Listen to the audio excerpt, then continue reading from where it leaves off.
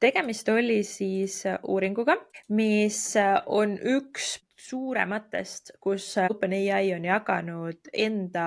vestlusi. 1,5 miljonit vestlust läks siis sellele ülikoolile ja siin on näha seda kasutajate arv, eks ju, et täna on siin 700 ja 800 miljoni kasutaja vahel. Siin kohe on toodud ka kõik need vestluse tüübid ehk et milleks kasutatud on ChatGPT-d ja kui siin mõeldakse selle, et ma lasen AI-l kõik enda eest ära teha, siis jah, kirjutamine on, aga samal ajal on tegelikult ka väga suur osa on sihuke juhendamine, ehk siis inglise keeles on the practical guidance ja siis just nimelt sihuke tehniline tugi ehk et erinevad arvutused, erinevad analüüsid ja need on tegelikult, ma õigesti mäletan, üsna võrdsed siin. Paar huvitavat sellest uuringust 2024 aasta alguses, kui siis ka samamoodi analüüsiti, kes kasutavad, et kas mehed või naised, et siis oli see naissoost kasutajate